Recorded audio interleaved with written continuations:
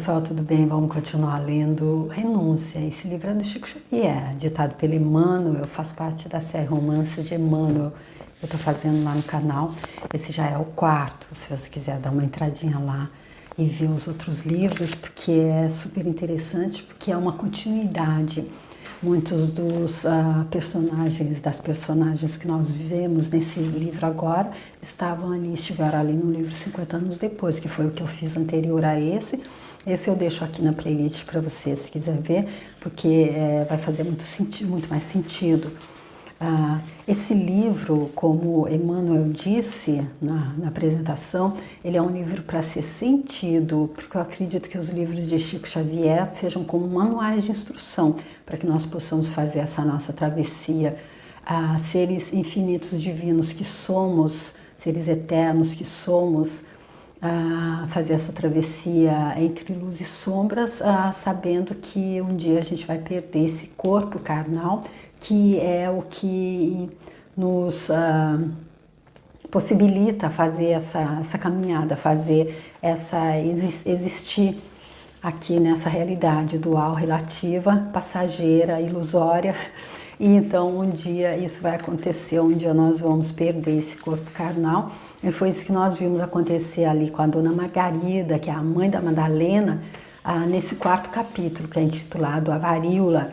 Então esse quarto capítulo ali, a parte que acabou no vídeo anterior, passou-se exatamente ali, mostrando as dificuldades ali na casa de Santo Honorato, em Paris, na casa da Madalena, que é a mulher do Cirilo, que partiu há 2 meses para os Estados Unidos, em busca das terras novas. Ele que partiu com a família dele, que era ali da Irlanda, que eles estavam passando por uma fase muito difícil financeiramente, por causa daquela briga ali entre católicos e protestantes. Agora estava então açoitando e consumindo, tirando tudo dos católicos, eram os protestantes.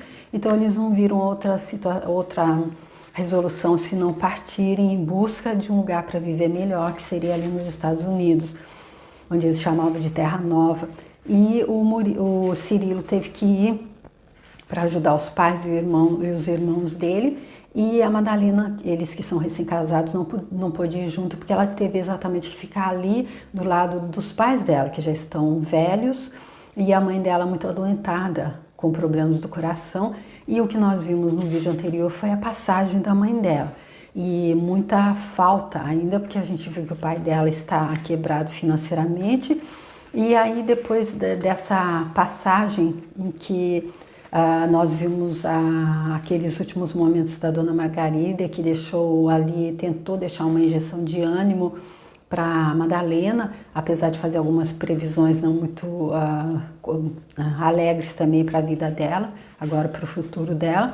Nós vimos então que o tio deles, o tio do Cirilo, esteve ali, o professor Jacques Davenport de Blois, e ele convidou a Madalena para, depois que a mãe dela morreu, então que ela fosse ficar com ele um pouco ali na casa dele, e ela recusou, porque o pai dela, o Dom Inácio, disse que não, que ele preferia continuar ali, porque para ele seria mais difícil se ele se ausentasse agora, logo depois que a mulher dele morreu. Quando ele tivesse que voltar um dia, ele ia ter que voltar mesmo, e aí a dor viria novamente, como se fosse no dia seguinte da morte dela. E além do mais, ele acreditava que o Cirilo voltaria logo, e ele poderia então ir para a Espanha, onde ele preferia, ele que é espanhol, ali ele queria voltar para Granada, para poder morrer na terra dele. Então, no último parágrafo do vídeo anterior foi... O fim do último parágrafo foi: a seu ver, deveria enfrentar as impressões amargas, combatê-las até ao fim, mesmo porque, depois da volta de Cirilo, pretendia tornar a Granada a fim de guardar a morte, já que a viuvez nunca lhe permitiria completa felicidade na colônia distante. Nem os pareceres de Antero, nem as propostas afetuosas da filha conseguiram modificar-lhe as intenções. Aqui estão falando em relação a Dom Inácio, o pai da Madalena. E aí, então, agora vamos continuar nesse quarto capítulo, que é intitulado A Varíola. E eu peço que Jesus Cristo possa abençoar a minha leitura para que ela seja fluida, seja de fácil compreensão, que os meus comentários sejam pertinentes. Eu agradeço muito Chico Xavier e Emmanuel por ter nos deixado essa pérola, essa obra tão grandiosa que nos ensina como fazer essa travessia entre luz e sombra da forma mais menos dolorosa possível, fazer mão na mão com o Mestre Jesus Cristo. Ele disse: comigo o fardo é leve e o jugo é suave. Nós vimos isso nas páginas anteriores ali também, quando em um momento que a Madalena estava se sentindo tão humilhada, tão desprezada, sem dinheiro, sem ver saída, longe do marido, ali quando ela se ajoelhou aos pés da cruz de Jesus Cristo, ela recebeu o bálsamo que ela buscava e fez uma oração, ela recebeu aquela injeção de ânimo que ela buscava para continuar. E aí então agradecer você que está acompanhando e pedir que Deus nos abençoe a todos. Vamos continuar? Foi assim que Jacques d'Avenport regressou ao lar daí a 2 dias, com a promessa de Antero de conduzir a prima a Blois, tão logo chegassem a um acordo com Dom Inácio. O velho educador, na intimidade, foi mais explícito com o rapaz. Insistia nos seus propósitos porque desejava que Madalena tivesse a criança na casa dele. Antero demonstrou acatar-lhe o desejo. Nada obstante, o ciúme feroz que lhe rola o coração, está escrito rola, mas eu acredito que talvez seja ruía o coração, e assumiu o compromisso de acompanhá-la daí a 2 meses. Então, a gente vendo, será que o Antero vai fazer isso mesmo? Será que ele vai cumprir esse compromisso que ele fez aqui com o tio do Cirilo, para levar a Madalena depois de 2 meses, então, ali para junto dele, na casa dele, para que ela possa ter o filho dela lá? Sentindo-se profundamente só após o falecimento da mãe, Madalena Villamil repartia a existência entre os deveres domésticos e as orações na casa enlutada e silenciosa. Entretanto, não havia decorrido 1 mês sobre o triste desenlace quando a residência de Santo Honorato passou a partilhar das angústias imensas que começavam a pesar sobre a população parisiense. Reboara na cidade a notícia alarmante. Alastrava-se um surto variólico de enormes proporções. Toda a cidade esfervilhava em rebuliço. Segredava-se a surdina que a moléstia irrompera entre os imundos prisioneiros da Bastilha, conquanto alguém afiançasse que o boato fora lançado adrede pelas personalidades eminentes, de modo a desviar a atenção pública de alguns fidalgos recém-chegados da Espanha, atacados do mal e que haviam procurado socorro em Paris sem qualquer preocupação pela saúde do povo. Então a gente vê que as coisas que a gente vê acontecendo nos dias atuais, elas não são contemporâneas, elas vêm de muito longe. A humanidade, nós humanos, a gente leva bastante tempo para entender, não é? Então, eles dizendo que esse surto, então, variólico, que a gente lembra aí pela história, que dizimou ali muita gente nessa época, nesse século XVII, ali na Europa. Então, disseram então que ele estava vindo ali entre os imundos prisioneiros da Bastilha. Então só podia ser, só prisioneiro mesmo ali que ia poder estar fazendo com que nascesse uma peste tão nociva assim para toda a humanidade. Para esconder então que eles estavam vindo com fidalgos recém-chegados da Espanha, que foram atacados pelo mal e que haviam procurado socorro em Paris, sem qualquer preocupação pela saúde do povo. E a gente vê, nós acabamos de passar pela pandemia aí do Covid, acabamos não há 1 ano, né? Para ver que teve que se fazer então aquela separação, teve o confinamento e tudo, porque se continua vindo, as pessoas vão sendo contaminadas com mais facilidade, não é? Aí, se não há preocupação com a saúde do povo, então os fidalgos podem continuar viajando. A terrível moléstia trazida à Europa pelos sarracenos no século VI era então o terror das cidades populosas. a capital francesa já conhecia suas características execráveis e por isso mesmo suas colmeias humanas permaneciam desoladas e inquietas. Enquanto a moléstia circunscrevia-se às moradas confortáveis dos mais abastados, houve meios de ocultar os quadros mais tristes. Em poucos dias, no entanto, a população experimentava os penosos efeitos da epidemia fulminante. Ninguém mais se preocupava com os jogos da pela, da malha ou da argola. Véu espesso de sinistras apreensões cobriu a coletividade de um dia para o outro. Os casos positivos e dolorosos não mais ficavam ocultos pelo insulamento nos palacetes de luxo das ruas aristocráticas. As habitações burguesas da cité e da ville povoavam-se de cenas angustiosas. A universidade tomava medidas extremas em face dos imprevistos. Os doentes numerosos surgiam da rua de Saint-Denis, da Platerie, da Tixanderie. Criaturas míseras tombavam sem recursos junto do antigo local da Cruz Falban. Arrabaldes como Santa Genoveva, Santo Honorato e Montmartre começaram a exibir quadros dolorosos. No bairro de Saint-Denis, ao longo da região tradicional da cerca de São Ladres, davam-se óbitos numerosos. As aldeias que se erguiam nos arredores não eram menos devastadas. Issy, Montreuil, Vincennes participavam em larga escala dos padecimentos em curso. Improvisavam-se cemitérios nas grandes planícies, embora a autoridade eclesiástica ordenasse a abertura de um local isolado no velho cemitério dos Inocentes para os mortos cujas famílias pudessem custear as despesas do sepultamento. Ninguém mais se atrevia aos passeios de barca no Sena, cujas águas inspiravam terror. Em Cortilly e Vanvres organizavam-se socorros apressados, mas eram raras as pessoas dispostas aos serviços de assistência. O êxodo foi iniciado com penosas características. A corte de Luís XIV, desde os princípios da epidemia, recolhera-se ao conforto de Versailles, rodeada de sentinelas alertas. As correntes de retirantes, porém, marchavam com enorme dificuldade nas estradas de Évreux, de Compiègne, de Auxerre, de Blois, assomadas de contagioso pavor. Ou seja, então aqui o Emmanuel mostrando então que a corte então, ali do rei, eles foram ali para aquele castelo de Versailles e estavam ali então sendo guardados ali dessa grande epidemia de varíola.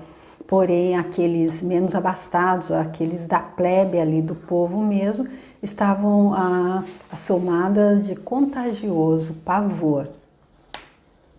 É que o surto epidêmico não se constituía de simples sintomas passageiros com características benignas. Tratava-se da varíola negra hemorrágica com um coeficiente de mortalidade apavorante.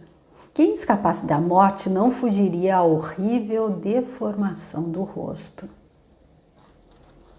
Numerosas casas religiosas abriram caridosamente suas portas aos enfermos. Havia postos de socorro junto aos templos de Nossa Senhora de Saint-Jacques do Passo, de São Germano dos Prados. Abrigos generosos foram instalados pelas Filhas de Deus na rua Montorgueil. As autoridades concentravam a maior parte dos trabalhos de providência. O preboste desenvolvia medidas enérgicas com a colaboração da universidade. Mas, dado o terror que se instalara no ânimo popular, agravavam-se o descuido e a indiferença pelos doentes, o que fazia aumentar o obituário para 20% e 30%, em vez de 10%, como de outras vezes, em epidemias anteriores. Ninguém, todavia, desejava arriscar a pele ou a vida. Eram bexigas negras e por detrás das pústulas repelentes estava a deformação ou a morte. Não se encontravam médicos nem outros serventuários de enfermagem. Apenas alguns sacerdotes abnegados visitavam os lares cheios de pranto e luto, levando o conforto de suas experiências ou as palavras carinhosas da extrema unção. Cada casa atingida era marcada com um grande sinal vermelho na porta de entrada por ordem dos superintendentes do serviço. O povo fazia oferendas espetaculosas nos altares dos templos. A igreja de Santa Portuna estava repleta de devotos, dia e noite, a reclamarem milagres. A plebe parecia alucinada. Os homens de ideias liberais eram acusados de provocadores da peste, então a vida como castigo do céu. E a multidão pedia que eles fossem queimados no forno do mercado dos porcos. Sucediam-se procissões e exorcismos. Numerosas famílias dispunham dos bens a qualquer preço e dirigiam-se para os portos do Atlântico, a caminho da América do Norte. Aqui o Emmanuel dando um quadro aqui, faz a gente até se fechar os olhos, se transportar, né, para esse momento. Não sei se a gente estava lá ou a gente é muita gente, não sei se eu estava aí nesse momento. Mas mostrando que realmente a situação era ali, então, de, mais uma vez, aquilo que eu acredito que as epidemias, as grandes catástrofes que acontecem, é todas em favor do ser humano mesmo. Quando Deus vê que a gente está metendo muitos pés pelas mãos, tem que haver uma forma de dar uma parada, senão, porque eu acredito que assim como o vírus é aquele que termina com a gente, nós somos os seres humanos, muitas vezes são os vírus do planeta. Então há que ser atacados, entre aspas, digamos, e é por isso que, assim como eu vi que Deus ali no livro Conversando com Deus que eu estou fazendo, eu deixo a playlist aqui se você quiser ver, ele diz que como é tudo relativo, a gente não pode estar julgando tudo de mal, tudo de ruim, que parece ser ruim. Nas ruas, todas as cenas de funerais eram pungentes e dolorosas. De quando em quando surgiam mulheres loucas em penosa algazarra, obrigando os gendarmes a medidas mais violentas. Entretanto, o mais monstruoso em tudo isso é que alguns agonizantes estavam sendo sepultados antes do derradeiro sopro de vida. E aqui, mais uma vez, eu digo que é muita informação, não é? Muita informação para a gente entender que é real, porque Chico Xavier estava ali em 1942, não é, escrevendo esse livro ali sem ter onde buscar essas informações, se não estivesse vindo ali dos registros acásticos mesmo trazidas por Emmanuel. Quase todas as atividades da ordem pública, nessas lamentáveis circunstâncias, estavam afetas a homens indignos que assalariavam o esforço de truões sem escrúpulos. Não eram poucas as casas nobres depredadas em seus tesouros. Valia-se então do terror para extorquir e abusar. Muitos crimes nessas condições foram perpetrados na sombra, com plena segurança de impunidade. E aqui também a gente vendo que se tivesse acontecendo aqui, nesse momento, se fosse agora essa crise, será que seria diferente? Até mesmo essa coisa aqui de muitos estarem sendo sepultados antes do derradeiro sopro de vida, ou até mesmo aqueles de extorquir, abusar, especialmente aqueles perpetrados na sombra, com plena segurança de impunidade. E às vezes até aqueles perpetrados enfim. Nos cemitérios improvisados nas planícies e nas aldeias próximas, não era difícil ver outro moribundo atirado à vala comum entre gemidos.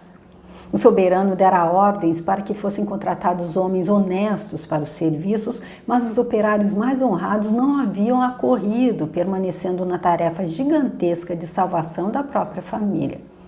Trabalhadores boçais e embriagados tinham permissão de invadir as residências marcadas com o sinal fatídico, a fim de remover cadáveres ou doentes graves para os núcleos da Rua do Forno. Isso aqui não parece que é o inferno, porque eu acredito quem acredita que exista o inferno, e até mesmo os católicos já podem começar a repensar isso, porque o próprio Papa disse que se o inferno é apenas um estado mental. Então, eu como católica que fui criada e batizada e criada, passei minha vida toda na Igreja Católica, aprendi que existe céu e inferno e existe a separação no final. Porém, é daqui dos livros de Chico Xavier que ressoou com aquilo que eu entendo. Então, aqui, tudo isso que o Emmanuel está descrevendo me parece que seria como se fosse o próprio inferno ali, não é? E por que isso acontece? Porque o próprio ser humano está jogando pensamentos, se é tudo mental. Quem criou uma situação dessa, não é?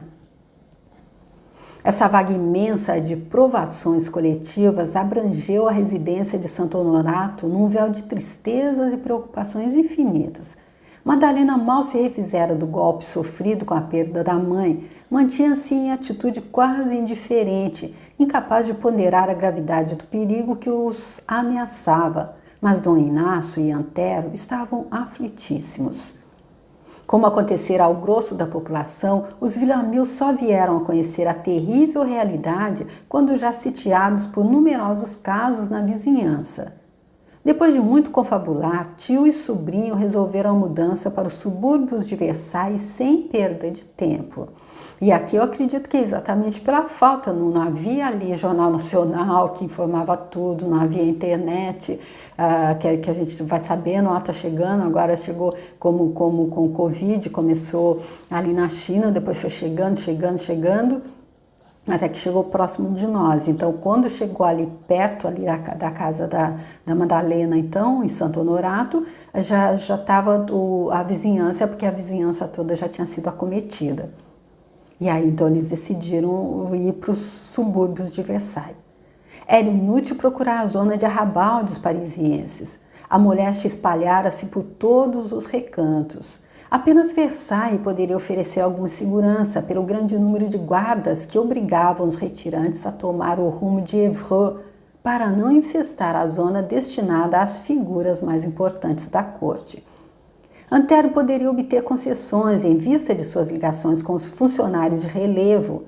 Não havia como hesitar nas medidas urgentes. O sobrinho de Dom Inácio saiu à tentativa, mas tamanhos eram os obstáculos que só conseguiu o que pretendia após esfalfantes trabalhos de 5 longos dias. Conseguida a casinha modesta que os poria a salvo, o rapaz voltou a Paris para conduzir os familiares, mas a primeira surpresa dolorosa esperava-o qual espectro de amarguras inevitáveis. Na véspera, uma das antigas servas de Dona Margarida, de nome Fabiana, caíra de cama com febre alta e todos os sintomas graves da epidemia. Então aqui, pelo que a gente está vendo, parece que foi tarde eles quererem sair e escapar. A epidemia já entrou na casa deles. Dom Inácio sentiu imenso alívio com o regresso do sobrinho a fim de assentarem as medidas salvadoras indispensáveis. Em vão, Madalena rogou que encarassem a situação sem pavor, insistindo mesmo para que Fabiana fosse guardada discretamente sob seus cuidados. Dom Inácio divergiu da filha ao mesmo tempo que Antero o retrucava. É impossível, Madalena. A situação e o momento não comportam tergiversações e condescendências a título de generosidade. Chamarei os encarregadores do Serviço de Saúde Pública a fim de remover a rapariga para os centros de socorro, mesmo porque só nos falta o carro para Versailles. Ela esboçou um gesto de mágoa e sentenciou: mas esses funcionários são homens insensíveis e cruéis. Que fazer, filha? atalhou Dom Inácio, tentando convencê-la de vez. Antero tem razão, e além de tudo, se esses homens são, por vezes, grosseiros e intratáveis, representam um contingente único de que dispomos e não seria lícito desprezá-los. E se fosse um de nós o necessitado? Interrogou subitamente a jovem num ímpeto de salvar a antiga serva da mãe dela. Os dois perceberam o alcance e significação da pergunta, entreolharam-se admirados, mas Dom Inácio, dando a entender que não podia provar qualquer indecisão naquele momento, exclamou para o sobrinho resolutamente: não podemos divagar, vai chamar os homens para a remoção da enferma e, se possível, traze contigo a carruagem que nos leve. O rapaz não vacilou. O velho fidalgo, agora só com a filha, fazia-lhe sentir a gravidade do perigo e frisava a nobreza da intenção dela. Madalena concordou. Era o genitor que falava e não seria justo menosprezar suas afirmativas e determinações. Entretanto, não podia conter as lágrimas copiosas. Olha o dilema. Antero não se demorou muito. O serviço de assistência mandaria os homens naquela mesma tarde. A carruagem, essa é que não foi possível encontrar. Depois de leve refeição, saiu novamente num esforço supremo. Necessitava de um veículo que comportasse 4 a 5 pessoas. Todavia, a condução desejada não foi obtida em parte alguma. Quase à tardinha, voltou profundamente descoroçoado, ou desacursoado, acredito. O tio, que se contaminara de lastimável pavor, procurou confortá-lo, mas alvitrou que se retirassem a cavalo no dia seguinte. Dom Inácio, profundamente impressionado com as cenas tristes da rua, suspirava por um meio de abandonar a cidade de qualquer modo. A princípio, refletiu mesmo na possibilidade de partirem a pé, mas isso seria muito arriscar.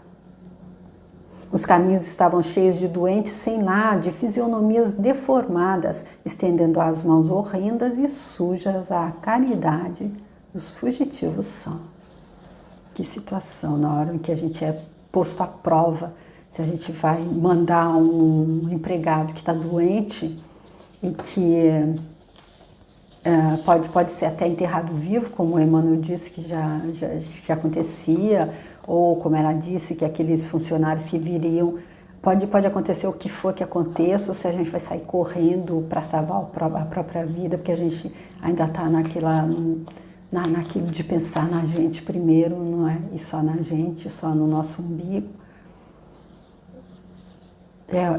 Realmente muita reflexão super profunda aqui nesses trechos que Emmanuel está trazendo.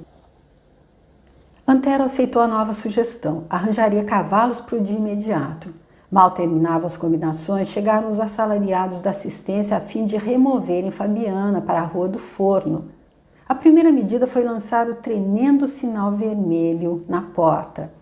Dom Inácio sentiu-se mal com o atrevimento dos rudes enfermeiros, mas, por outro lado, considerou que partiriam no dia seguinte para Versailles.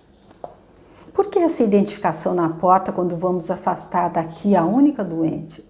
Interrogou Antero sem disfarçar a contrariedade que o assaltara. Sim, foi-lhe respondido.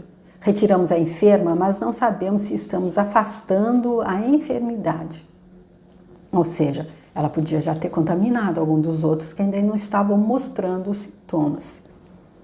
Dom Inácio acolheu a resposta ao sobrinho com irreprimível espanto, mas calou-se na suposição de que em breves horas estaria respirando outros ares. Foi muito comovedora a despedida entre a esposa de Cirilo e a velha serva que a havia acalentado quando menina. O genitor e o primo pediram Madalena de abraçá-la pela última vez, quando passava pela sala carregada por grosseiros condutores. A filha de Dom Inácio, no entanto, confortou-a com palavras amorosas, ditas em voz alta. Sensibilizada com aquela manifestação de carinho, Fabiana fez um esforço e falou com doloroso acento. Não chore, minha menina. Se eu sarar, voltarei da Rua do Forno para seguir seus passos, e se morrer, hei de encontrar minha senhora na eternidade. A jovem Madalena mal podia conter o pranto, apesar das observações quase ásperas do pai. Então a gente vê que a Fabiana, ela está em paz, ela sabe que um ou outro caminho é tranquilo para ela. Porém, a Madalena ficou ali bem triste mesmo com esse acontecimento. E aí então, vamos ver aqui, continuar um pouquinho mais. A noite caiu pesada e angustiosa. Logo depois de sair a serva, o velho fidalgo começou a queixar-se de prostração geral, com sensações dolorosas em todo o corpo. Daí a horas, explodia a febre devoradora do período de incubação da enfermidade. Madalena e o primo rodearam-lhe o leito penosamente surpreendidos ante as lágrimas da filha e as preocupações do rapaz. Dom Inácio ponderava com firmeza. Fiquem tranquilos, filhos, estes sintomas não podem ser os da moléstia execranda. Acredito que a modificação do nosso alimento habitual, imposta pelas circunstâncias, tenha me prejudicado o estômago. Esta febre é natural. Ou seja, mudou completamente. Alguém da família, alguém do sangue, é ele. Quando era a criada, a Fabiana, ele não fez essa... pode ser que não seja, deixa ela aí. Agora, para ele é natural. E como será que vai ser, então, a reação dos outros dois, já que agora é alguém da família? Mas os gemidos abafados, a transformação fisionômica devido à febre, não podiam enganar. A filha não conseguira dormir, o doente não conseguia acalmar a sede abrasadora. Em vão recorrer a calmantes e tisanas outras, próprias da época. A manhã surgiu com alarmantes perspectivas. Depois de ouvir a prima, Antero procurou o quarto do enfermo, notando-lhe o profundo abatimento. Não te impressiones comigo, dizia Dom Inácio, num esforço heróico para conseguir a retirada de Paris. Creio que não poderei sair a cavalo, mas é possível que encontremos algum carro ainda hoje. O sobrinho comovido procurou confortá-lo, prometendo acelerar as providências. Retirando-se, tratou de trocar ideias com a prima sobre o que poderiam fazer. Madalena não conseguia ocultar o pessimismo.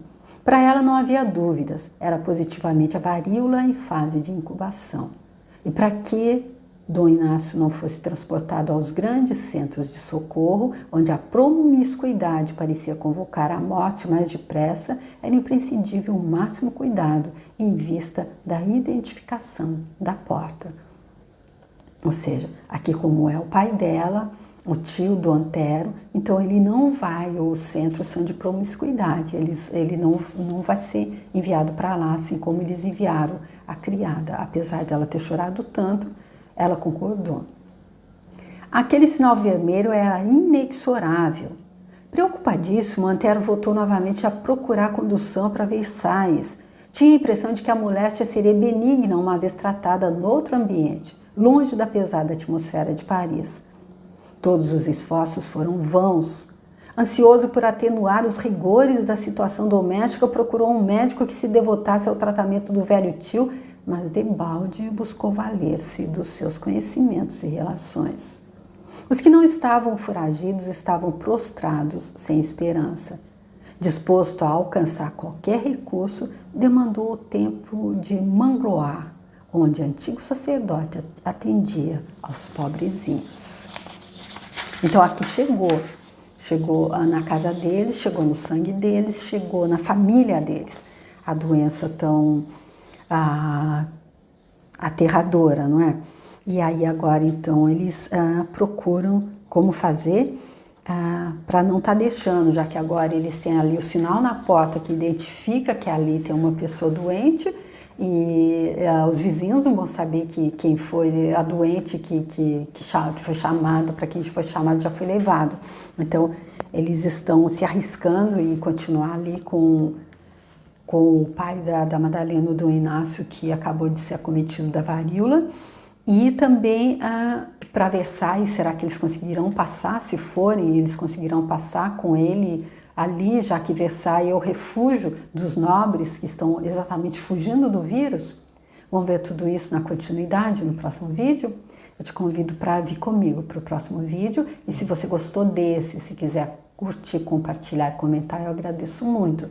Se você quiser entrar lá no meu canal e ver os outros livros do Chico, dessa série Romance de Emmanuel e outros livros que eu tenho lá, também eu fico agradecida. E se você quiser, aproveita e se inscreve. Tá? Até o próximo vídeo. Tchau!